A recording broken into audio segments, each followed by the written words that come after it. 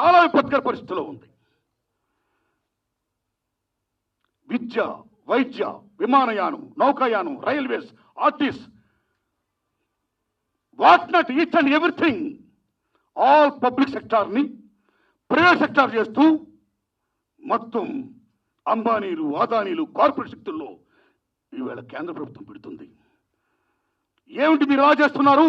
రాజ్యాంగ ఉల్లంఘన చేస్తున్నారు, రాజ్యాంగ హక్కులు కారాస్తున్నారు అని ఎవరైనా ప్రశ్నిస్తుంటే ఇది దేశ అభివృద్ధి కోసం, దేశ మనుగడ కోసం. యు మస్ట్ వెల్కమ్ సరళీకరణ. వరల్డ్ బ్యాంక్ ఆదేశాలు, ప్రపంచ బ్యాంక్ షరతులు లోబడి ప్రపంచ వాణిజ్య సంస్థ కూర్చుకున్న ఒప్పందాల వల్ల ఎన్ని మేము చేస్తున్నాం, బికాజ్ ది డెవలప్మెంట్ అంటూ చట్టాల మీద తీసుకొచ్చాం రైతుల కోసమే అని చెప్తూ ఈవేళ కేంద్ర ప్రభుత్వం మరొకసారి భారతదేశ ప్రజానీకాన్ని వంచిస్తుంది. ఓ కేంద్ర ప్రభుత్వమా, మీరు తీసుకొచ్చినటువంటి ఈ రైతు చట్టాలు ఏమైతే ఉన్నాయో అవి మా రైతుల పాలిట వరాలు కాదు, మా రైతుల పాలిట శాపాలు, మన శాసనాలు. దయించి మీకు విజ్ఞప్తి చేస్తున్నాం, ఆ చట్టాలను ఇమ్మీడియట్గా మీరు రద్దు చేయండి అని గత సంవత్సరం కాలంగా ఢిల్లీలో దేశం నలుమూలల నుంచి చలనక, ఎండనక, వాననక అమోఘమైన మహత్తర పోరాటం చేస్తున్న ఆ రైతు నాయకులు ఎవరైతే ఉన్నారో, రైతాంగం ఏమైతే ఉందో, అటువంటి రైతాంగానికి సంఘీభావం ప్రకటించని ఇక్కడికి వచ్చిన ఈ నాయకులందరూ వాళ్లే. నేను సంఘీభావం ప్రకటించా. అందుకే ఈ మహామహులు, ఈ నాయకులు ఎవరైతే ఉన్నారో వాళ్ళందరికీ నా సినిమా చూపించాను. వాళ్ళ అభిప్రాయాలు దయచి మీరు వినండి. ఈ రైతన్న సినిమా, ఈ రైతు వ్యతిరేక చట్టాలను ఇమ్మీడియట్గా రద్దు చేసి రైతులకు మేలు చేయాల్సిందిగా నేను కేంద్ర ప్రభుత్వాన్ని విజ్ఞప్తి చేస్తున్నాను. అయ్యా నరేంద్ర మోడీ గారు, రైతులంటే నాకు చాలా గౌరవం చెప్తున్నారు మీరు. ఓకే, నిజంగా మీకు రైతాంగం మీద గౌరవం ఉంటే ఈ కరోనా కష్టకాలంలో గత 2 ఏళ్ల నుంచి మనందరం కూడా మాస్కులతో, శానిటైజర్లతో భయపడిపోయి, భయకంపితులైపోయి ఇళ్లకే పరిమితమైపోతే, ఏ మాస్కులు ధరించకుండా, ఏ శానిటైజర్లు రాసుకోకుండా, ఆరుగాలం కష్టపడి 3 పంటలు తీస్తూ మనందరికీ అన్నం పెడుతున్న అన్నదాత మీద మీకు నిజంగా గౌరవం ఉంటే వెంటనే ఈ 3 చట్టాలని రద్దు చేయండి, వాటితో పాటు విద్యుత్ సంస్కరణ చట్టాన్ని రద్దు చేయండి అనే నా విజ్ఞప్తే నా రైతన్న సినిమా. Yes yes, thanks my friends. ధన్యవాదాలు మిత్రులారా, మీ అందరికీ ధన్యవాదాలు. ఇప్పుడు పెద్దలు మాట్లాడతారండి, ఎందుకంటే వాళ్ళందరూ పోరాటం చేసి వచ్చిన వారు. అందరూ ఉడ్డే శోభనాథేశ్వర గారు కానీ, ఆంధ్రప్రదేశ్ సిపిఎం హెడ్ నాయకులు శ్రీ మధు గారు కానీ, అలాగే కేంద్ర వ్యవసాయ నాయకులు శ్రీ మల్లారెడ్డి గారు కానీ, అలాగే చాడా వెంకటరెడ్డి గారు కానీ, సిపిఐ నాయకులు, తెలంగాణ రాష్ట్ర నాయకులు మామూలు సాగర్ గారు కానీ, బస్సే పద్మ గారు కానీ, వీళ్ళందరూ కూడా, కోదండరెడ్డి గారు గ్రేట్ రైతాంగ వీరుడైన, రైతాంగ నాయకుడైన ఆయన కానీ, అలాగే శ్రీనివాసరెడ్డి గారు రైతు పక్షపాత అయిన శ్రీనివాసరెడ్డి గారు, ఎక్స్ఎంఎల్సి టిఆర్ఎస్ వారు కానీ, అలాగే the people's ballet, the best communicator in the world Paul Robeson and Gaddar, the living legend Gaddar అన్న కానీ, అలాగే ఈవేళ గోరె టెంకన్న, కేసీఆర్ గారికి నేను సెల్యూట్ చేస్తున్నా. మా కళాకారులని, మా కళారంగాన్ని, యావత్ కళా జాతిని కూడా మీరు గోరె టెంకన్కి ఎమ్మెల్సీ ఇచ్చి గుర్తించి గౌరవించినందుకు సెల్యూట్ టు కేసీఆర్ గారు. అలాంటి మన ఎమ్మెల్సీ ఓ ప్రజా వాగ్గేయకారుడు, మామూలు కవి, మహాకవి గోరె టెంకన్న, గద్దరన్నకి అసలు వారసుడు గోరె టెంకన్న వారు కానీ, అలాగే న్యూ డెమోక్రసీ నాయకులు శ్రీ గోవర్ధన్ గారు కానీ, ఎందరో ఉన్నారు. మన వెంకన్న గారు కానీ, వాళ్ళందరూ కూడా ఉద్యమంలో పాల్గొన్నవారు కాబట్టి, నా సినిమాను చూశారు కాబట్టి వాళ్ళ స్పందన తెలియపరచాల్సిందిగా నేను విజ్ఞప్తి చేస్తున్నా. ఫస్ట్, మాజీ వ్యవసాయ శాఖ మంత్రులు ఉమ్మడి ఆంధ్రప్రదేశ్కి ఎన్టీ రామారావుకి అత్యంత ప్రీతిపాత్రులు చౌదరి చరణ్ సింగ్ గారికి శిష్యుడు, ఎన్జీ రంగ గారి శిష్యుడు, మామూలు నాయకుడు కాదు, ఉడ్డే సామనాథ్ సారు, ఈజ్ నియర్లీ 80.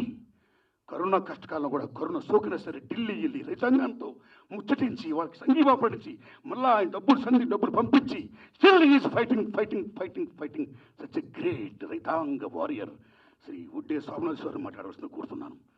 దేశం అవడానికి ప్రధాన కారకులు సోదరులు ఆర్ నారాయణమూర్తి గారు ఈనాడు భారతదేశంలో వ్యవసాయ రంగం పరిస్థితి, రైతుల యొక్క పరిస్థితి, వాళ్ళు ఎదుర్కొంటూ ఉన్నటువంటి సమస్యలు, కష్ట నష్టాలు, వీటన్నిటిపైన పులి మీద పుట్రలాగా పెనం మీద నుంచి పొయ్యిలో పడినట్టుగా ఇప్పుడు మోడీ ప్రభుత్వం తీసుకొచ్చిన 3 నల్ల వ్యవసాయ చట్టాలు, అట్లాగే విద్యుత్ సంస్కరణ బిల్లు, స్వామినాథన్ కమిషన్ సిఫార్సును అమలు చేయకపోవటం, అన్నిటి వలన జరగబోయేటటువంటి అనర్థకాలను కూడా కళ్ళకు కట్టినట్టు రైతన్న సినిమాలో ఆర్ నారాయణమూర్తి గారు చూపించటం ఎంతో సంతోషించదగిన విషయం.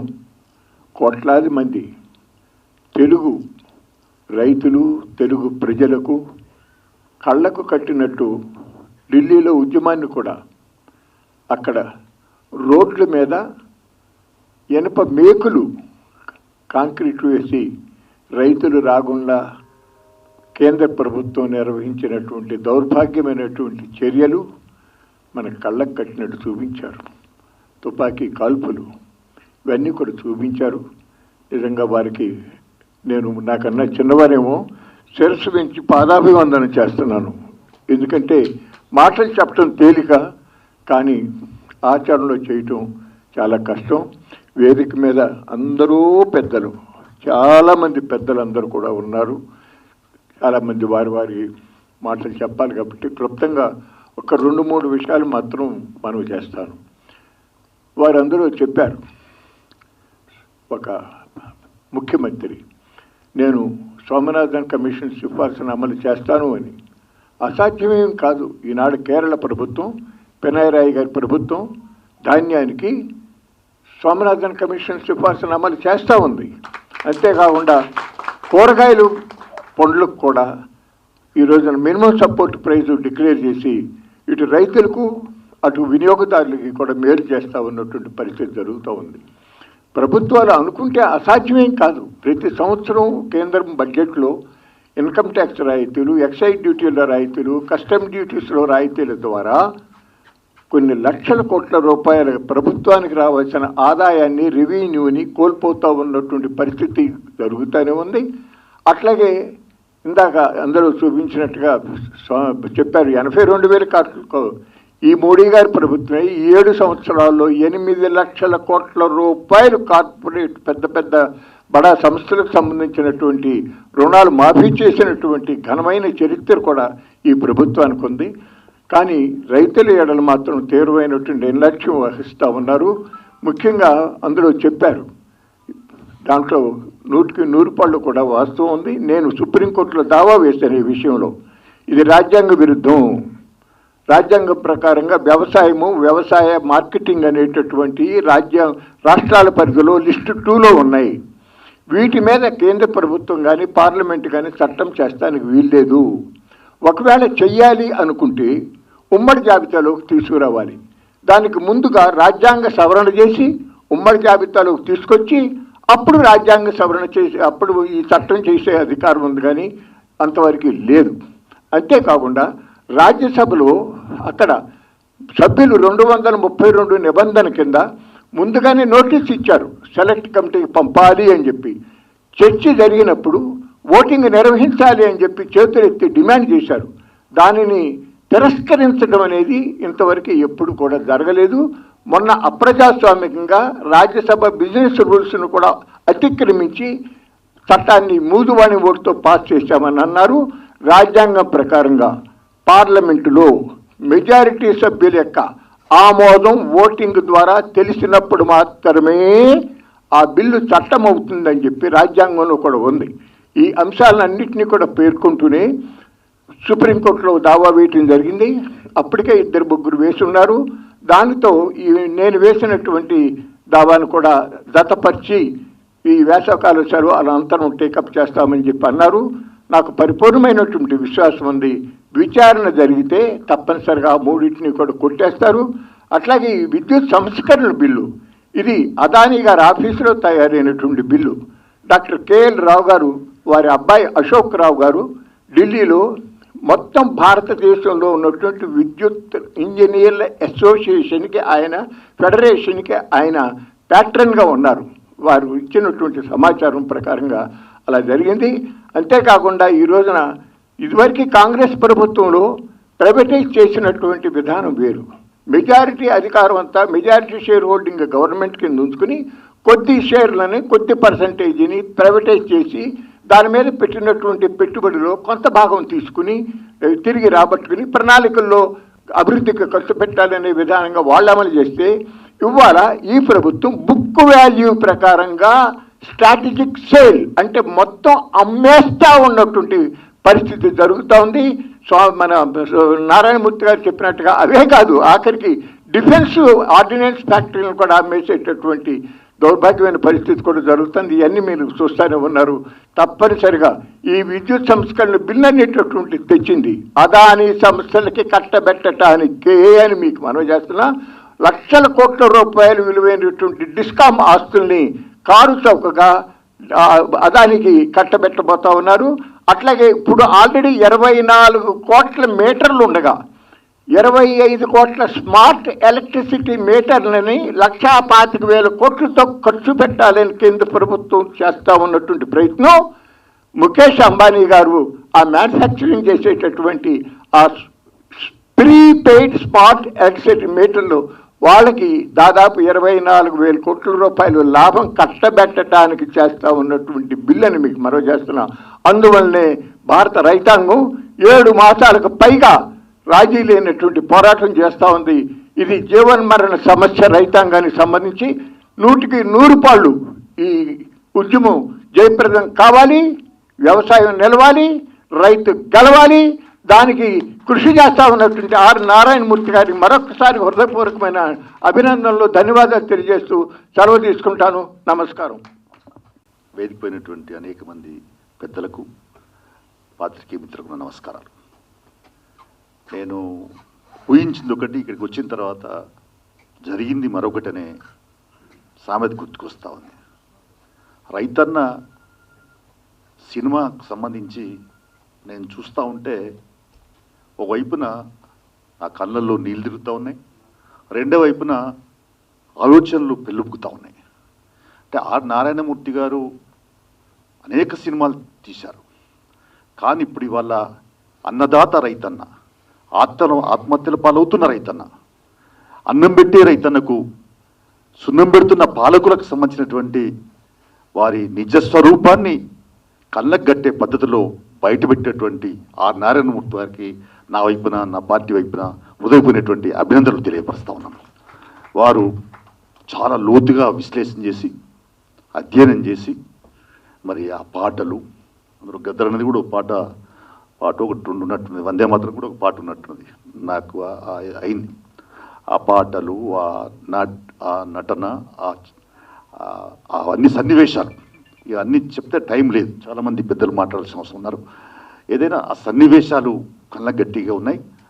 ఈ రైతన్న సినిమా ఇది అన్ని రకాల కూడా ఈనాడు రైతాంగానికి ఒక దిక్చూసిగా, ఒక భవిష్యత్తుకు ఇది ఒక బాసరగా ఉండేందుకు, ధైర్యాన్ని అందించేందుకు మరి సీరియస్గా ఈ తోడ్పడుతుందని అనుకుంటా ఉన్నాను. కేంద్ర ప్రభుత్వం అన్ని రకాలు కూడా మరి మన పెద్దలు సోమనాథేశ్వరి గారు బాగా వివరాలుగా చెప్పారు, అందుకని నేను ఎక్కువగా చెప్పను. ఇలా మోడీ ప్రభుత్వం మోసాలు చేస్తున్నది, దగా చేస్తున్నది, అన్ని వర్గాల ప్రజలను వాళ్ళ జీవితాలతో ఆడుకుంటున్నది. అందులో వ్యవసాయంలో కూడా కార్పొరేటీకరణ, ప్రైవేటీకరణ అంటే ఇంకేది వదిలిపెట్టరా? ఇప్పటికే రక్షణ రంగము, రైల్వే రంగము, ఉక్కు పరిశ్రమలు లేకుంటే అన్నీ పోయినాయి. ఇప్పుడు ఏమీ బిఎస్ఎన్ఎల్ అన్నీ పోయినాయి, ఎల్ఐసి లాభాలు ఉన్నాయి. 1, 2, 3 చెప్తే టైం వృధా అవుతుంది. ఏదైనా కూడా అన్నిట్లో కూడా మీరు మరి అన్ని రంగాలను కూడా కార్పొరేట్ చేసుకుంటూ, నేనైతే చిన్నప్పుడు వినేవాడిని, నేను కమ్యూనిస్ట్ పార్టీకి వచ్చినాక టాటా, బిర్లా అనేది వాళ్ళు ఎక్కడికో పోయింది. ఇప్పుడు ఆదాని అంబానీలు వచ్చేసారు. అంటే అలాంటి స్థితి ఈరోజు ఏర్పడ్డది.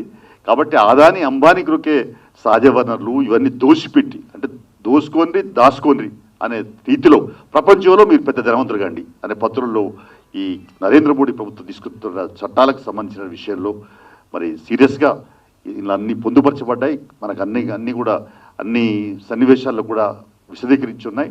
తర్వాత ప్రభుత్వాలు అనుసరిస్తున్న విధానాలు కూడా ఎండగట్టాయి. తర్వాత ఏదైనా స్వామినాథన్ కమిషన్ సిఫారసులు అనేటువంటిది ఇవాళ ప్రతి ఒక్క రైతు గుండె నుంచి రైతు నోటి నుంచి వచ్చినటువంటి మాట, ప్రజలు చర్చనీయం ఉన్న మాట. అనేక అంశాలను కూడా నేను ఇంకా ఎక్కువగా చెప్పకుండా అనేక అంశాలు కూడా క్రోకరించి రైతన్న సినిమా తీసుకురావడం అనేది ఈనాటి అప్రోప్రియట్ టైం, అంటే సరి అయిన సమయంలో సరైన రైతన్న సినిమా తీసుకొచ్చినటువంటి ఆ నారాయణమూర్తి గారి ఈ రైతన్న సినిమా తప్పనిసరిగా ప్రేక్షకులు ఆదరించి అభిమానించి పెద్ద ఎత్తున మరి చూస్తారని చెప్పి ఆశావాదం వ్యక్తం చేస్తూ రైతన్న సినిమా 100% సక్సెస్ కావాలని ఆకాంక్షిస్తూ నారాయణమూర్తికి మరొకసారి అభినందన తెలుపుతూ సెలవు తీసుకున్నాం. ఇంకా ఈ 2 గంటల ఈ సినిమాలో ఒక మంచి సందేశం అందించారు నారాయణమూర్తి గారు. ఇది మామూలుగానైతే నారాయణమూర్తి గారి మాటలో కానీ చేతిలో కానీ అడుగులో కానీ ఆవేశం బాగా ఉంటుంది.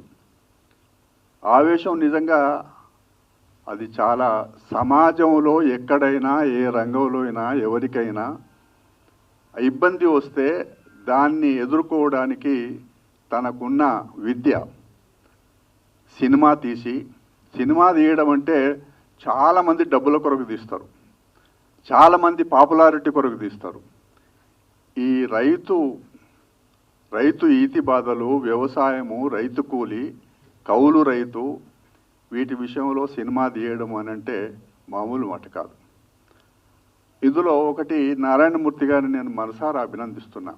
నిజంగా ఒకనాడు రైతుకి సమాజంలో ఎంత గౌరవం ఉండేది. నా చిన్నతనంలో ఎండాకాలంలో పంటలు కోసిన తర్వాత కలెక్టర్ ఊరికి వచ్చేటోడు. అయితే చాలామంది వక్తలు మాట్లాడేది ఉంది. నిజంగా చెప్పాలంటే ఇవాళ ఇంతకుముందు సెంట్రల్ గవర్నమెంట్ చేసిన ఈ రైతు సూత్రాలను గత 7 మాసాల నుంచి నార్త్ ఇండియాలో చలి అనకుండా, ఎండ అనకుండా, రాత్రి అనక, పగలనక వాళ్ళు ఉద్యమాలు చేసుడు చేస్తూనే ఉన్నాము, చూస్తూనే ఉన్నాం. అయినా సెంట్రల్ గవర్నమెంట్కు ఈగ గుట్టినట్టు కూడా అవుతలేదు. అయితే ఇక్కడ నేను చెప్పాల్సింది ఏంటంటే, నేను అగ్రికల్చర్ ఫ్యామిలీ నుంచి వచ్చిన, అయితే నాకు 30 సంవత్సరాల కింద నాకు చిన్న ఎక్స్పీరియన్స్. మా కాస చిన్న ఆయన కొడుకే పుచ్చకాయలు మా ఊర వరంగల్ అర్బన్లోనే ఉంటుంది, మార్కెట్కి తీసుకుపోయిండు 2 బండ్ల నిండా. రైతులు ఉడతలు కాదు ఉడుములు అని చెప్పేసి పద్ధతుల్లో ఈ సినిమాలో సందేశాన్ని చూపించారు. 3వ అంశం దమ్ము చేయటమే కాదు పోరాడే దమ్ముంది అని చెప్పేసి దీంట్లో ఆ సినిమాలో సందేశాన్ని చూపించారు. చాలా చక్కగా, చాలా ఇన్స్పైర్గా ఉంది. చివరిగా అంటే కౌలు రైతులకు సంబంధించి ఒక అంశం చెప్పారు. దాంట్లో నేను కూడా అదే చెప్తున్నా. దాన్ని కాస్త వాస్తవ పరిస్థితిని దృష్టిలో పెట్టుకొని ఈరోజు కౌలు రైతుని భూ యజమానులు దోపిడీ చేస్తూ ఉన్నారు, వడ్డీ వ్యాపారస్తులు దోపిడీ చేస్తూ ఉన్నారు, ధాన్యం వ్యాపారస్తులు దోపిడీ చేస్తూ ఉన్నారు, విత్తనాలు అమ్మేవాళ్ళు. అన్న నాకు మంచి వేషం ఇచ్చారు, చేయించారు. ఇక్కడ ఒక్క మాట చెప్పదలుచుకుని నేను సినిమా సమావేశాలకి మీటింగులకి ఈ సమావేశానికి మీటింగ్కి చాలా తేడా ఉంది. అది మీ అందరూ ఇట్టే పసిగడతారు.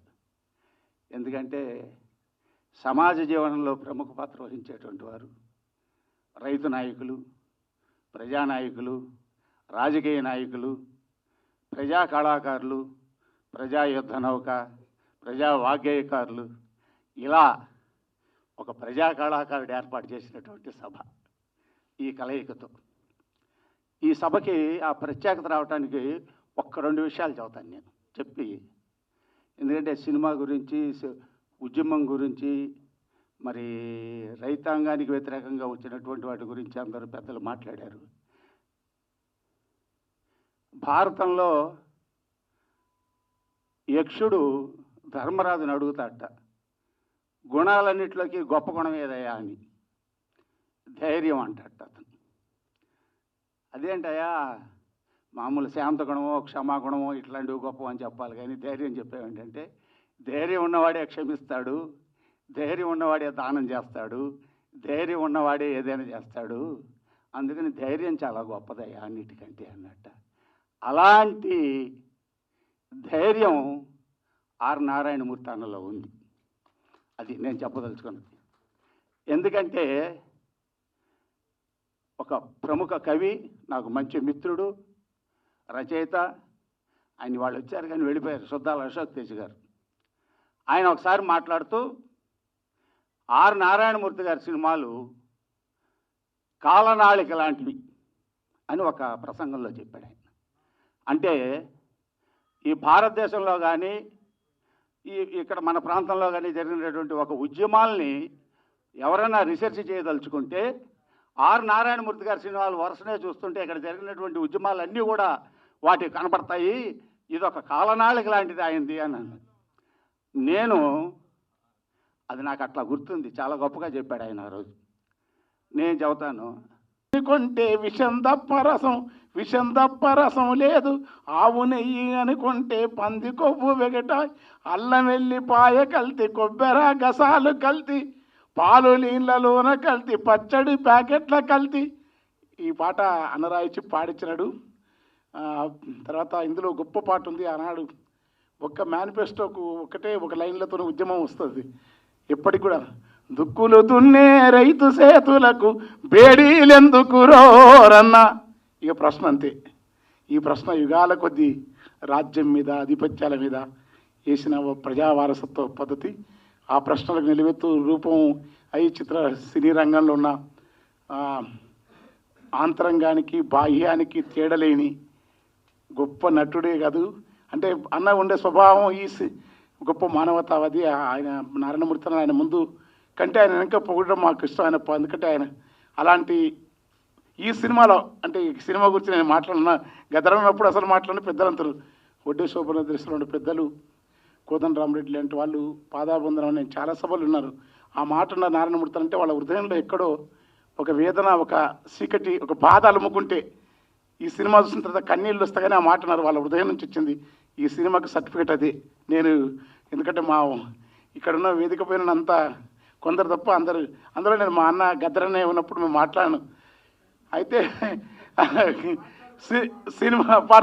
సినిమా నారాయణమూర్తి అన్న ఎప్పుడు ఈ సినిమాలో పౌరాణిక నటులు చీమకుర్తి నాగేశ్వరరావు పాత్ర వేయాలంటే 2 రోజులు అందరిని మర్చిపోయి మందే ప్రపంచాన్ని మర్చిపోతారు, హరిశ్చంద్రులే కావాలని. ఇవాళ ఈ సినిమాలో రైతు జీవితంలో నారాయణమూర్తి అన్న మిగతా సినిమాలకు భిన్నంగా గొప్ప నటనే కాదు, ఆయన నటన గురించి మనకు పెద్దలు చెప్తారు, అంత వేరు.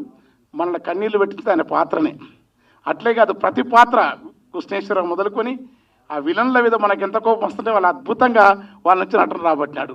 విలన్ కానీ, ఆ పిల్లోడి పాత్ర కానీ, ఆ మంత్రి, ఆ పాత్రల ఔచిత్యం, నాటకీయత అనేది చాలా విషయాలు తెచ్చిన నారాయణమూర్తి నాకు పైకి కనపడేది ఒక రూపం. ఎక్కడ కూడా ఒక్క నిమిషం కూడా ఈ సినిమాలో మనకు బోరు కానీ రిపిటెన్స్ అని అమ్మ అన్నది ఆ పునరుక్తి లేదు. అంత మంచి సినిమా ఇది. తర్వాత దేశంలోని చట్టాలు చాలా సాంకేతికమైన అంశాలు, చట్టాలు, స్వామినాథన్ కమిటీ, ఈ పరిభాష అంతా కళాత్మకమైన ఒక సెల్యులాడ్ పైన ఒక కళా ప్రదర్శన కళాఖండంలో ఇముడ్చాలంటే చాలా కష్టసాధ్యమైన పని. ఈ జర్నలిజంలో వచ్చే అంశాన్ని చాలా జీవితంతో అన్వయించి ఎక్కడ కొనసాగినట్టు మనకు చదువుకున్నట్టు సీరియస్గా అద్భుతంగా కళాఖండంగా భారతదేశ చట్టాలు, రైతాంగ వ్యవస్థ జరుగుతున్న మార్పులను ఒక గంటన్నర నీరులో చూపడం అనేది నారాయణమూర్తి అన్నకే సాధ్యం, అది సత్యం, అది బావు.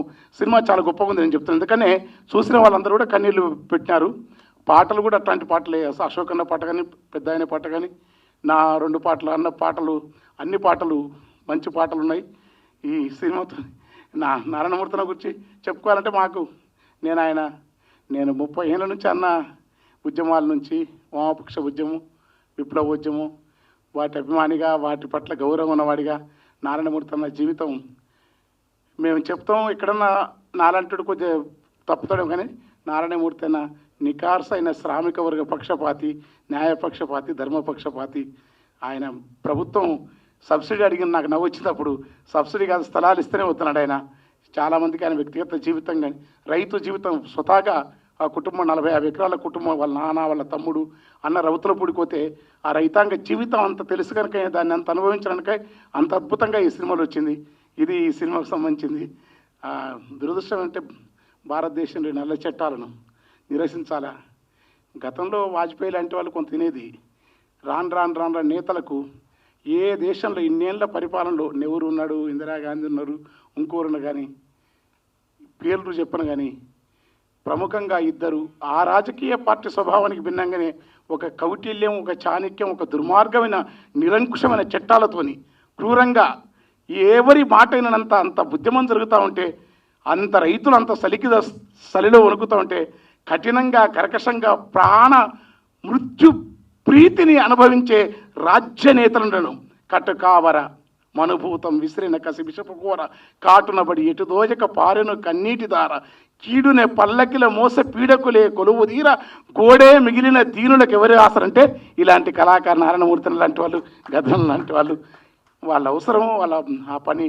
తర్వాత ఈ కసితో పాటు తెలంగాణ ప్రభుత్వం నేను ఏదో విమర్శించని చెప్తలేను, చాలా రైతు బంధు హిస్టారికల్ పథకం చెప్పాలి, అట్లా ఆ బ్యాలెన్స్ చెప్పినారు. అది రైతు బంధుకం ఎందుకంటే ఆ మంచి పథకం అది.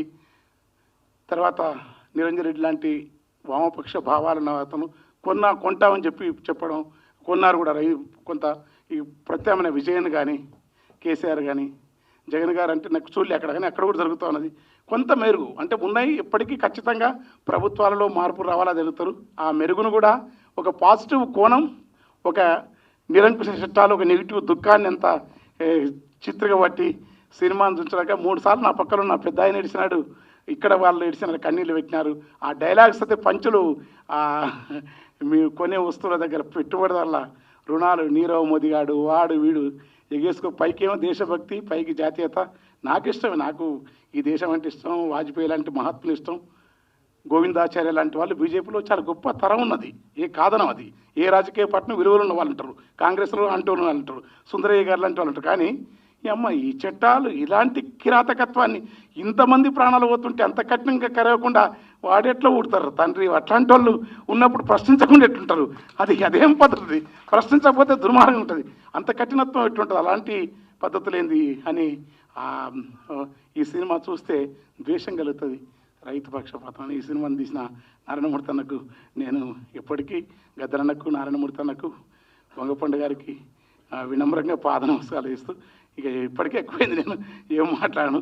చాలా ఆ అనుబంధాల పాట అన్నీ మంచి సినిమా. ఆడాలి, ఇది ఆడాలి, మనం తీసుకుపోవాల్సిన అవసరం. నారాయణమూర్తి అన్నకు ఆడకుండా కోట్ల రూపాయల కమర్షియల్ అని ఇప్పుడు ఒక మిత్రున్నాడు, ఎర్ర సైన్యం భూమి ఆకాశంలో ఉన్న సినిమాని కిందికి పంపించింది, కోట్లు గుమ్మరించింది, వేగు చుక్కలు గుమ్మరించినాయి, దండోర గుమ్మరించింది. ఆయనకు సినిమా టెక్నిక్ తెలిసి గుమ్మరించగలిగితే నిబద్ధ ఈ సినిమా కూడా ఇంత కరోనా కాలంలో ఇది గుమ్మరిస్తుంది. పైసలు అన్నకు పైసలే కావాలనుకుంటే చాలా పెద్ద వాళ్ళు చెక్కులు రాసి తీసి ఇట్లా నామంగల ఇచ్చిన నాకు తెలుసు. అట్లాంటి ఆయనకు లేదా అదృష్టం అది, ఒక యోగిలాగా బతకడం, సుఖాలను హయ్యికాలను దహించడం. గద్దరన్న కూడా చెప్తుంటారు పెద్ద ఆయన. ఇట్లా ఒక తరం వీళ్ళంతా. ఇది నమస్కారం. మార్క్స్ చివరిగా క్యాపిటల్లో ప్రాఫిట్ ఈజ్ చీటింగ్ అంటాడు క్లియర్గా. అంటే ప్రాఫిట్ చిన్న కాదు, ఆయన చనిపోయే క్యాపిటల్లో. రెండవది మార్క్స్ తను చనిపోయినప్పుడు తను లండన్ లైబ్రరీలో రాసుకుంది, కానీ అతని మిత్రులు అంటే అతను ఎత్తుకొని పోయేటప్పుడు ఓ 4 మొత్తుకుంటోళ్ళు ఓడు మొత్తుకుంటోడు ఉండాలి కదా, ఎవరు లేరు. ఆ డబ్బా ఏదో సంపాదించుకొని అలా పెట్టి మోసుకొని పోయి ఎవరికి కనిపించకుండా లండన్లో ఎక్కడో పాతి పెట్టారు. మీలాంటి పత్రికా విలేకరులు రీసెర్చ్ చేస్తూ అది వెతకంగా ఒక చిన్న శిల్పం కనిపించింది. The philosophers interpreted the world, the universe, but the question is how to change it. తత్వవేత్తలు ప్రపంచం గురించి భాష్యం మాత్రమే చెప్పారు, వాళ్ళు చాలా గొప్పవాళ్ళు. They are philosophers about the universe, about the society, about the future. I don't have any dispute with them. వాళ్ళతో నేను పెద్దగా తవ్వుపడను. కానీ ప్రశ్నలు ఏంటంటే ఇప్పుడు the question is how to change it. Raithanna అనే సినిమా it is an a political question on corporator system. This question is general question is different. మన తక్కిన సినిమాలన్నీ జనరల్ క్వశ్చన్లు ఉంటాయి. ఓ లవ్ ఉంటుంది, ఫెయిల్ అవుతుంది, జగమే మాయ అంటాడు, ఏమంటాడు ఇంకా మరి, మనదందరూ ఫెయిల్ అవుతుంది. That is a general question. But there is a difference between a general question and a political question. In the political question also, if you are questioning a system, 1990 తర్వాత globalisation వచ్చిన తర్వాత వాళ్ళు చాలా క్లియర్గా చెప్పారు, ఓ ప్రపంచ ప్రజలారా వినండి, మేము కనిపించం. ఇప్పుడు కార్పొరేటర్ గురించి చెప్పిన సినిమా అంతా కూడా అదే, మేము కనిపించం, మా ఫిలాసఫీ మీకు చెప్తున్నాం మేము. దట్ ఈజ్ ఇంప్లిమెంటెడ్ సిన్స్ 1990 వచ్చిన తర్వాత ఇంప్లిమెంట్. దట్ ఈజ్ గ్లోబలైజేషన్ అన్నట్టు. చాలా ముద్దు పేరు పెడతారు మన చట్టాల గురించి అన్న చెప్పినట్టు. మీరు ఏమన్నా నమ్ముకోర్రా భయ్ అన్నట్టు,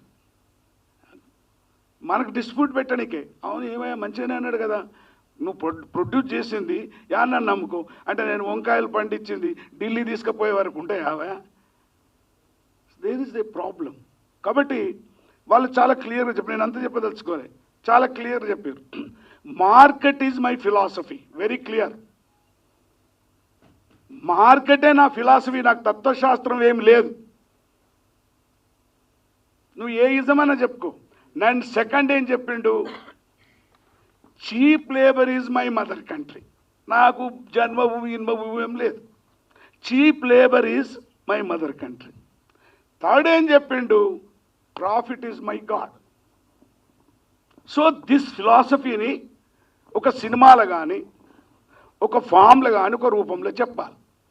so this Raithanna film it is a political question on the system, corporator system మీద ఆయన ఒక ప్రశ్నలు చెప్పాడు. ఈ సినిమా మొత్తంలో కార్పొరేటర్లు ది కల్చరల్ ఇన్వేషన్ ఎట్లా చేస్తారు అంటే, సాంస్కృతికమైన దండయాత్ర. Very clearly grams and Ambedkar says, పాలక వర్గాల యొక్క అధికారం పౌర సమాజం భావాలలో ఉంటుంది, ఆ భావాల్ని మార్చాలి. That is the film. Wear the Gramsci says, Gramsci ఏమంటాడు, సాయుధ పోరాటం ఆయుధాల ద్వారా ఉత్పత్తి సాధనాల మీద నీ పెత్తనం వచ్చినా మరి భావాలు ఉన్నాయి కదా, రాముని మొక్కటోళ్ళు అది మొక్కటోళ్ళు. ఇప్పుడు సీత గురించి మాట్లాడిస్తారు డిస్కషన్లో. అందుకేమన్నాడు, పాలక వర్గాల యొక్క రాజకీయ అధికారం పౌర సమాజం భావాలలో ఉంటుంది, ఆ భావాల్ని మార్చాలి. That is the film. మనం అందరం కూర్చున్నాం ఇక్కడ, ఆల్ ది మొత్తం ఫిలాసఫీ అయిన వాళ్ళు. అంటే పౌర సమాజంలోకి అది వెళ్ళాలి, అప్పుడు అది భౌతిక శక్తిగా మారుతుంది. సో అందుగురించే నేను ఒక 8 నెలల నుండి సిక్కున్నా, నువ్వు ఎక్కడున్నావు అని అడుగుతా, ఏం తిన్నావు అని అడుగుతా, ఏడున్నావని అడుగుతా, చెప్పడు. నువ్వు మా ఇంటికి రావా అంటే అడుగుతా, రాడు. సొంత ఆస్తి లేనోడు Narayana Murthy. That is what. Nobody will question. ఇల్లు లేదు, ఇంతో చిన్నదో పున్నదో ఇంతో ఎడ్డిదో గుడ్డిదో సొంత పెన్లా ఉండాలి కదా, పెన్లాం లేదు, ఆ సూటు లేదు, ఓ బూటు లేదు, ఒక బండి లేదు. నటిస్తాడా? సినిమాలు నటించినాడు ఉట్టిగంటే నడుచుకుంటూ పోతుంటాడు. అరే ఏడున్నావు రావా అంటే ఒక్కని అడిగిన ఒక మిత్రుడిని. అంటే ఐఎమ్ టెల్లింగ్ టు ది పత్రికలకు మీకు అందరికి చెప్తున్నా, ఒక వ్యక్తిత్వం లేకుంటే ఇట్లా ప్రశ్నించి ఇట్లా సినిమాలు తీయలేరు. తాను నమ్మిన సిద్ధాంతం కోసం తన చివరి నెత్తురుబట్టును దారపోసిన వాడే చరిత్రను మార్చాడు. వాడే పులిలోకి పోగలిగిండు, వాడే సముద్రంలో దుంకగలిగిండు, వాడే తుపాకులకి ఎదురునడవగలిగిండు, వాడే పైసలు నా చేతి మీద మైల పోని చల్లగలిగాడు. Who will change the society? తాను నమ్మిన సిద్ధాంతం కోసం తన చివరి నెత్తురు బట్టును దారిపోయడానికి సిద్ధంగా. ఎక్కడున్నవా అంటే చెప్పాడు. తర్వాత నాకు తెలిసింది ఏంటంటే, హైదరాబాద్లో ఇంటి కిరాయి కట్టలేక 50 కిలోమీటర్ దూరంలో పోయి ఇల్లు కిరాయి తీసుకుంటు. That is Narayana Murthy. ఇంతమంది స్నేహితులము నువ్వెందుకు పోతావు రాబోయే అని నేను అడిగాను. అందుకే మిత్రులారా, చాలా రోజులైంది పాడలే. నీ శబ్దం కూడా ఒక విప్లవమే. ఎస్, భౌతిక శక్తిగా మారింది. పాడేం లాభం ఆడేం అనుకుంటా, అదొక భౌతిక శక్తిగా మారాలి. అందుకే నేను అక్కడి నుంచి అంబేద్కర్ దాకా ఇక్కడ దాకా మీకు కోట్ చేశాను. చాలా అన్నకు చాడతోటి వీళ్ళందరితోటి ఎప్పుడు కలుస్తుంటా, మాట్లాడుతూ. This cinema is a question on corporator వ్యవస్థ. ఎట్లా కార్పొరేటర్ ఎట్లా చూపించిండు, ప్రొడ్యూసరు కన్జ్యూమర్ అయిండు. గమ్మతల్లాది. అందుకే ఇప్పుడు ఇవన్నీ చచ్చిపోయారు. ప్రొడ్యూసర్ కన్జ్యూమరే కాదు, డెడ్ క్యాపిటల్ కొనుక్కొచ్చుకుంటారు రైతు. ఆయనకి పనికిరాని స్మార్ట్ ఫోన్, ఆయన పనికిరాని బెడ్లు ఇవి కొనుక్కొచ్చుకున్నా, అన్ని వీడు ఇచ్చినాయి. When the producer has become a consumer, then the consumer has come in to the డెప్ట్. అభివృద్ధి అయ్యా, మందులు కొనుక్కొచ్చుకో, అది కొనుక్కొచ్చుకో, ట్రాక్టర్ కొనుక్కొచ్చుకో, నీకు అప్పులు ఇస్తా, కనిపించలే corporator. That is the actual system of this country. ప్రపంచంలో జరుగుతున్న కనిపించినటువంటి world bank, IMF, multinational company, WTO వీళ్ళు కనిపించరు. ఇంతకుముందు అన్న ఎవరో చెప్పారు, 6 ఉన్నారు. మన పెద్ద ఆయన కూడా చెప్పిండు, వాళ్ళు నడిపిస్తుంటారు, వాళ్ళు కనిపించరు. మనం ఎందుకు టాటానో ఇంకొన 4-5 పేర్లు ఎందుకు? ఆ కనిపించని శత్రువును చూపిస్తాడు ఇలా ఈ సినిమాలో. ఒక ప్రొడ్యూసరు పెండ వేసుకొని పంట పండించుకుంటానికి, నీకు చాలా అభివృద్ధి అవుతుందంటే మందు కొనుక్కొచ్చుకున్నాడు, ట్రాక్టర్ కొనుక్కొచ్చుకున్నాడు, నీకు అప్పిస్తా అన్నాడు, లోన్ ఇస్తా అన్నాడు. So when the producer has become a consumer, the consumer has entered in to the international డెప్ట్, then he went to die. దాని పరిష్కారం చావడానికి పాలకుడు కూడా దాన్ని సాల్వ్ చేయలేకపోయాడు. ఆయన ఫిలింలో క్లియర్గా చెప్పాడు, 70% రైతాంగం ఉన్నప్పుడు, 80% రైతాంగం ఉన్నప్పుడు, 20% ఇండస్ట్రీ ఉన్నప్పుడు, నీ పాలసీస్ అన్నీ ఇక్కడ నుండి వీళ్ళని పైకి లేపుతావా, ఇటున్నోళ్ళను డెప్ట్ చేస్తావా? పోని మానవీయంగా ఆలోచించుదాం. బువ్వ పెట్టేటోని ముందు బతికించుకుంటావా, ట్రాక్టర్ చేసేటోని ముందు బతికించుకుంటావా? అరే ఇదేమన్యాయం. అదేంది ఎంకన్నా లక్షాధికారైన, లక్షాధికారైన లవణమన్నమే కాని మెరుగు బంగారం. లక్షాధికారైన లవణమన్నమే కాని మెరుగు బంగారం భూమింగపోడు, విత్తమార్జన చేసి విర్రవీగుట కాని కుడువ పెట్టిన తనము కుడువబో సోడు సుదకు. మా మోడీకి ఎప్పుడు అర్థం రైతం. ఇప్పుడు రైతన్న సినిమా చెప్పినట్టు మోడీకి ఎప్పుడన్నా యాది ఎందుకు రాదువా? కనిపించగానే బువ్వ కనిపించే, నోట్లో పోయగానే ఛాయ్ కనిపించే, నిద్ర రాకపోతే ఏమో తాగుతాడో లేదు, ఇంత మందు తాగితే ఆడ కనిపించే సారా మనకందరికి. అందుకే ఇక్కడ చాలా మంచి చెప్పాను. సో మిత్రులారా, ఒక వ్యక్తులు కాదు, he has become an institution in industry. That is my personal opinion. నేను ఈ మొత్తం ఈ ప్రపంచాన్ని, దేశాన్ని, ఈ రాష్ట్రంలో ఒకే పాటను 28 భాషలు పాడేవాళ్ళం. 32 మంది కళాకారుల్లో 2 బతుకున్నాం. That is our history.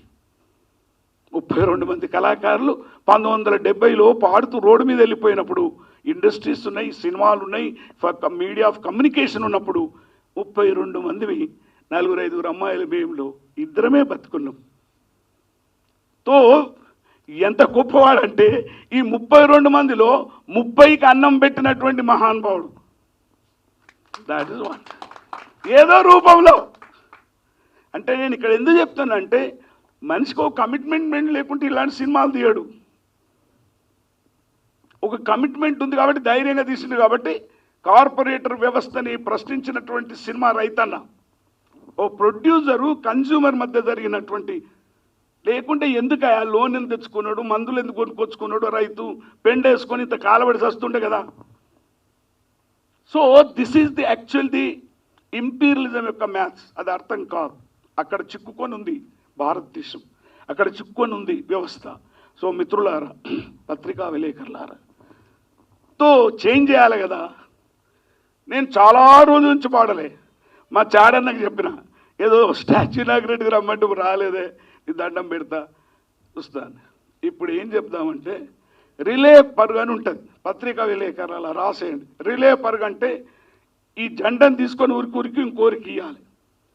నేను అట్లా చేస్తా.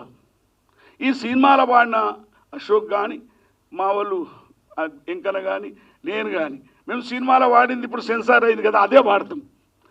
దుక్కులు దున్నిన రైతు సేతులకు బేడీలెందుకు రోరన్న, ఆ మొక్కలు నాటిన కూలీలనెందుకు జైల్లో పెట్టినరో రాయన, మాటలు రాని రైతు కూలిపై లాటి దెబ్బలేలా. This the question. అది ఏమంటారు? వాళ్ళకి ఎప్పుడు రోజు మండది పంట, 6 నెలలకు కానీ ఇక అది నిండిందనుకో, కోడలకు పెళ్ళానికి బామ్మర్దికి టెలిఫోన్ చేస్తాడు, ఓయ్ ఆడికి రా పలాన్ దగ్గరికి అంటే ఈదులకు రమ్మంటాడు. తో చాలా క్లియర్గా చెప్పాడు సినిమాలో, వ్యవసాయము దండుగ కాదు, వ్యవసాయము పండుగ. కాబట్టి ఇక్కడ ఉన్న వాళ్ళకి అందరికీ నిర్మాణాలు ఉన్నాయి. నేను ఇప్పుడు ఒక కళాకారుడు కానీ ఇది కానీ పాడలే. అయితే ఈ సినిమాను ప్రజల దగ్గర తీసుకెళ్ళడానికి నేను ముందే చెప్పినట్టు హౌ టు చేంజ్ ఇట్ అంటే ఇది ఎట్లా చేంజ్ చేయాలి.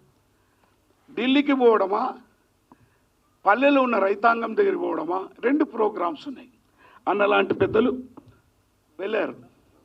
నేనేమంటున్నంటే ఒక ప్రాంతంలో మన సంఘాలన్నీ నిర్ణయిస్తే పల్లె నుండి పల్లెకు వ్యవసాయం దండుగ కాదు పండుగనే చెప్దాం అంతే. ఎక్కువ పెద్దగా ఎవరిని తిట్టడం ఎందుకు? Why should we question him? Absolutely we can question him. వ్యవసాయం దండుగ కాదు పండుగ అంటాడు. మావాడు పాట రాసి పడేసేస్తాడు గల్లీసినోడు. అరే ఏం బండి ఎక్కుర్రా యువకుల్లారా, మా వ్యవసాయ బిడ్డల్లారా, పరీక్షలు రాసి సావకుర్రా, గడ్డి పండిద్దాం. గడ్డి వండించుకొని ఈ దేశంలో బతకొచ్చు. పుట్టి గడ్డి ఉంటే 2 ఆవులకు మేకలకు పడేసి బతకొచ్చు. బతకడం కష్టం కాదు ఈ దేశంలో. ఈ దేశంలో బతకడం చాలా ఈజీ. సకల సంపదలు గల్ల దేశములో దరిద్రం ఎట్లుందో, సుజలాం సుఫలాం ఇసి దేశమే రోటీ మ్యాంగై క్యూ రే బాయి. ఏం బాధలేదు.